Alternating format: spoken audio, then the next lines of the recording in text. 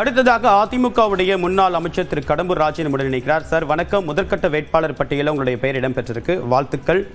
இப்ப எந்த அளவுக்கு வெற்றி வாய்ப்பு இருக்கு? மீண்டும் அதே தொகுதியில் போட்டியிடுறீங்க, உங்களுடைய செல்வாக்கு மிக்க தொகுதி அது. முதல் கட்ட வேட்பாளர் தமிழக தேர்தல் களத்திலே முதல் வேட்பாளர் பட்டியல். ஹலோ, சொல்லுங்க தொடர்ந்து பேசுங்க. தமிழக தேர்தல் களத்திலேயே முதல் வேட்பாளர் பட்டியலை நாளை முதலமைச்சர் அண்ணா எடப்பாடியார் அவர்கள் இன்றைக்கு வெளியிட்டிருக்கின்றார். தேர்தல் களத்தில் முதலாக மட்டுமல்ல, இன்னைக்கு மக்கள் மனதிலேயும் முதலிடத்தில் இருப்பது அனைத்து அண்ணா திராவிட முன்னேற்ற கழகம் தான் என்பதை வர இருக்கின்ற தேர்தல் நிரூபிக்க இருக்கின்றது. அந்த வகையில் மாண்புமிகு புரட்சித் தலைவர் புரட்சி அம்மா தேதி ஆட்சியோடு எடப்பாடியாருடைய நல்லாட்சி நாயகன் என்ற மக்களால் போட்டுக்கொண்ட எடப்பாடியாருடைய நல்ல ஆதரவோடும் மிக அதிகமான வாக்கு வித்தியாசத்தில் சிறப்பான வெற்றியை தொகுதி மக்கள் எனக்கு வழங்குவார்கள் என்பதை மகிழ்வோடு தெரிவித்துள்ளேன். நிச்சயமாக அதிமுக ஆட்சி மலரும். அதற்கு முதல் படிதான் இந்த முதல் தேர்தல் வேட்பாளர் பட்டியல் தமிழக தேர்தல் களத்தில் என்பதை மகிழ்வோடு தெரிவித்தேன். தமிழக தேர்தல் களத்தில் ஏற்கனவே சீமான் 234 தொகுதிகளையும் வேட்பாளர் அறிவிச்சிருக்காரு. இப்ப 4 முனை போட்டி இருக்கிறதுனால எந்த அளவுக்கு போட்டி கடுமையா இருக்குன்னு எதிர்பார்க்கறீங்களா, இல்ல வெற்றி பெறுவது எளிதுன்னு எதிர்பார்க்கறீங்களா? நேற்றைய தேர்தல் அறிக்கை எந்த அளவுக்கு உங்களுடைய வெற்றிக்கு ஊக்கமளிக்கும்? தேர்தல் அறிக்கை மிக அபரிவிதமான தாக்கத்தை காலையில கூட சென்னையில நான் நடைபெற்று செல்கின்ற நேரத்தில் அனைத்து மக்களும் இங்க சென்னை தலைநகரில் உள்ள வசிக்கின்ற மக்கள் கூட தேர்தல் அறிக்கையை மிக பிரமாதமாக பேசி எங்களுக்கு வாழ்த்து சொன்னார்கள். அந்த அளவுக்கு மக்களை மிக எளிதாக, அதே போல கடை போட்டி நிலையில உள்ள மக்கள் கூட இந்த தேர்தல் வாக்குறுதிகள் அனைத்து இந்த அண்ணா திராவிட முன்னேற்ற கழகம் என்று சொன்னால் தேர்தல் வாக்குறுதிகள் நிறைவேற்றுவார்கள் என்ற நம்பிக்கையோடு மக்கள் எதிர்பார்க்கின்றார்கள். குறிப்பாக பெண்களுக்கு வேலை கொடுப்பதற்கு பிரித்து போன்ற, அது மட்டுமல்லாமல் பல்வேறு துறைகள் நம்ம சொல்லலாம். 7.5 என்பது கல்வித்துறையில அகில இந்திய அளவில் ஒரு மாபெரும் புரட்சியை செய்தவர் எடப்பாடியார். இன்றைக்கு மக்களிடையே மாணவ செல்வங்களிடையே அதற்கு இருக்கின்ற வரவேற்பை கொடுத்து அது 7.5 என்பதை 10% ஆக்கியதெல்லாம் மீண்டும் அந்த புரட்சியில அடுத்த கட்டத்தை நோக்கி நம்ம செல்கின்ற நிலையில மக்களை எதிர்பார்க்கின்றார்கள். இன்னும் பல்வேறு தேர்தல் அறிக்கைகள்லாம் விவசாயிகளுக்கு, தொழிலாளர்களுக்கு, மீனவர்களுக்கு, மாணவர்களுக்கு, அரசு ஊழியர்களுக்கு என்ற அனைத்து தரப்பிலும் மக்கள் பயன்பெறுகின்ற தேர்தல் அறிக்கை. இந்த தேர்தல் அறிக்கை நிச்சயம் நிறைவேறும் என்ற எதிர்பார்ப்பில் அனைத்து அண்ணா திராவிட முன்னேற்ற கழகத்துக்கு இன்றைக்கு தமிழக வாக்காளர் பெருமக்கள் ஆதரவாக இருப்பார். தமிழக தேர்தல் களத்துல பெண்கள் வாக்கு அப்படின்றது ரொம்ப முக்கியமானது. பெண்களுடைய வாக்குகளை அதிமுக தக்க வைத்துக் கொள்வதற்கும் மீண்டும் தங்கள் பக்கம் இழுப்பதற்கும் இந்த தேர்தல் அறிக்கை போதுமானது நினைக்கிறீங்களா? இல்ல, இந்த தேர்தல் அறிக்கையில ஏற்கனவே முதல் கட்ட தேர்தல் அறிக்கையிலேயே 2000 ரூபாய் நான் மகளிர் உரிமை தொகை பொறுத்தவரை கடந்த தேர்தல் அறிக்கையில எடப்பாடி அவர்கள் 1500 ரூபாய் சொன்னார்கள். அது மட்டுமல்லாமல் பொங்கலுக்கு முதலாக தமிழக அரசியல் வரலாற்றிலேயே 2500 ரூபாய் வழங்கியவர். இன்றைக்கு அதுக்கு பிறகு வழங்கியதெல்லாம் வேறு விஷயம். ஆனா முதலாக வழங்கியவரே எடப்பாடி என்பது நாட்டு மக்களுக்கு தெரியும், குறிப்பா பெண்களுக்கு தெரியும். பெண்களுக்கு பாதுகாப்பு இல்லாத இன்றைக்கு சூழ்நிலை இருக்கின்ற தமிழகத்தில பெண்களுக்கு உரிய பாதுகாப்பு, அவருடைய வாழ்க்கை முறையில சட்டம் ஒழுங்கு நிலைநாட்டப்பட வேண்டும், போதைப் பொருள் நடமாட்டம் எல்லாம் குறைக்கப்பட வேண்டும், நமக்கு நிம்மதியான வாழ்க்கை வாழ வேண்டும் என்று சொன்னால் இது ஒரே தீர்வு அனைத்து அண்ணா திராவிட முன்னேற்ற கழகம் தான். எடப்பாடியார் முதலமைச்சராக வந்தால்தான் இதற்கு தீர்வு என்ற நிலையில தான் இன்றைக்கு தமிழக வாக்காளர் பெண் வாக்காளர் குறிப்பாக பெண் வாக்காளர் மனநிலை இருக்கின்றது என்பதை இந்த தேர்தல் முடிவு கண்கூடாக நமக்கு பிரதிபலிக்கும். உங்களுடைய விரிவான கருத்துக்களுக்கு மிக்க நன்றி திரு கடம்பூர் ராஜு.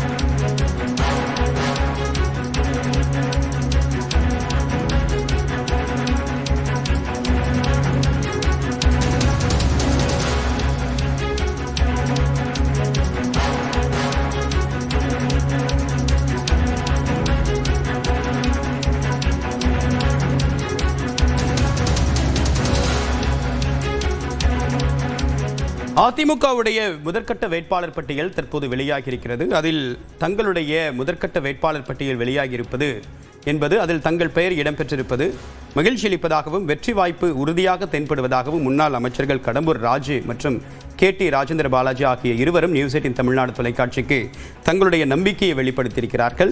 நேற்றைய தினம் வெளியான தேர்தல் அறிக்கையும் அவர்களுக்கு ஊக்கமளிப்பதாகவும் நிச்சயமாக மீண்டும் அதிமுக ஆட்சி மலரும் என்று அவர்கள் பார்வையில் தங்களுடைய நம்பிக்கையை வெளிப்படுத்தியிருக்கின்றனர். இந்த நிலையில் இந்த 23 பேர் கொண்ட முதற்கட்ட வேட்பாளர் பட்டியலை அதிமுக வெளியிட்டிருக்கிறது. இதனுடைய தேர்வு எதன் அடிப்படையில் அமைந்திருக்கிறது என்றால், அதிமுக ஏற்கனவே வெற்றி பெற்ற தொகுதிகள், அதிமுகவுடைய முகமாக அந்த பகுதியில் செல்வாக்கு மிக்க தலைவர்கள் வேட்பாளர்களாக அறிவிக்கப்பட்டிருக்கிறார்கள். இதில் எம்பியாக இருக்கக்கூடிய CV சண்முகம் மீண்டும் சட்டமன்ற அரசியலுக்கு வருகிறார்.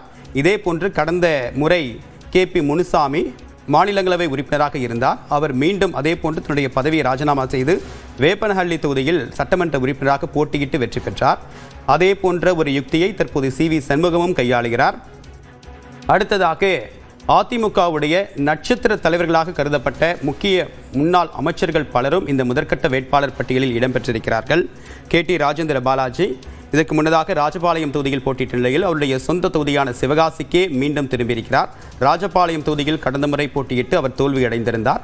சிவகாசி தொகுதிக்கு மீண்டும் திரும்பியிருப்பதன் மூலமாக தன்னுடைய சொந்த தொகுதிக்கு திரும்புகிறேன், வெற்றி வாய்ப்பு தனக்கு நிச்சயம் இருக்கிறது என்று அவர் தெரிவித்திருக்கிறார்.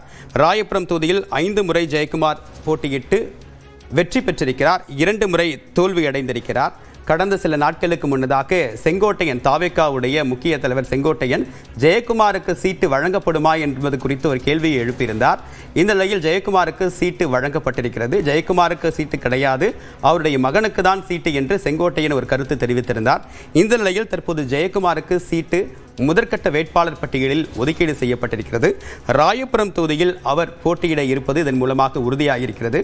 கடந்த காலங்களில் அதிமுக பாஜக கூட்டணி தொடர்பாக முன்னாள் அமைச்சர் ஜெயக்குமார் அவர்கள் சில கருத்துக்களை தெரிவித்திருந்தார். அது சர்ச்சையான நிலையில் மீண்டும் அதே கூட்டணியில் தற்போது வேட்பாளராக ஜெயக்குமார் களம் காண இருக்கிறார். ராஜபாளையம் தொகுதியில் கடந்த 2021ஆம் ஆண்டு போட்டியிட்ட KT ராஜேந்திர பாலாஜி தோல்வியடைந்திருந்தார். அதற்கு முன்னதாக 2 முறை வெற்றி பெற்றார். சிவகாசியில் நின்று மீண்டும் தற்போது சிவகாசிக்கு திரும்பியிருக்கிறார் KT ராஜேந்திர பாலாஜி. தற்போது மயிலம் தொகுதியை பொறுத்தவரைக்கும் CV சண்முகம் முதல் முறையாக போட்டியிடுகிறார். எடப்பாடி தொகுதியில் தொடர்ந்து 5வது முறையாக அதிமுக பொதுச் செயலாளர் எடப்பாடி பழனிசாமி போட்டியிடுகிறார். 2006ஆம் ஆண்டு முதல் அவர் தொடர்ந்து போட்டியிட்டு வருவது குறிப்பிடத்தக்கது. அடுத்ததாக ஜோலார்பேட்டை சட்டமன்ற தொகுதி 2011, 2016இல் அதிமுகவுடைய முன்னாள் அமைச்சர் KC வீரமணி வெற்றி பெற்ற தொகுதி என்பதும் குறிப்பிடத்தக்கது. தற்போது அவர் இங்கு மீண்டும் போட்டியிட்டிருக்கிறார்.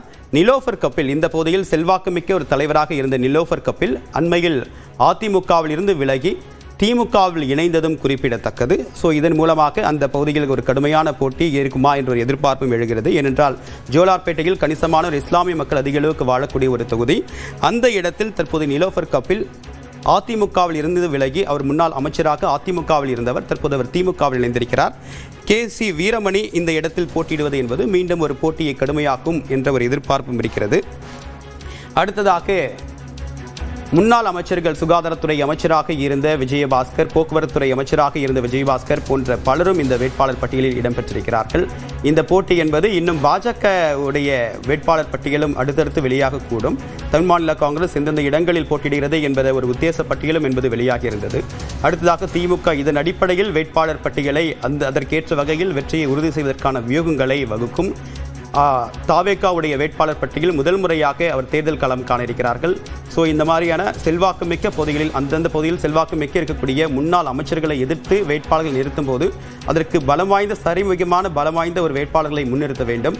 அதற்கு தாவேகா தயாராக இருக்கிறதா, அந்த அளவுக்கு ஒரு பலம் வாய்ந்த வேட்பாளர்கள் இருக்கிறார்களா என்ற ஒரு கேள்வியை எழுந்திருக்கிறது.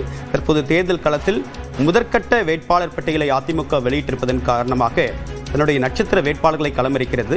இதன் மூலமாக போட்டி கடுமையாக இருக்கும் என்ற ஒரு எதிர்பார்ப்பும் உள்ளது.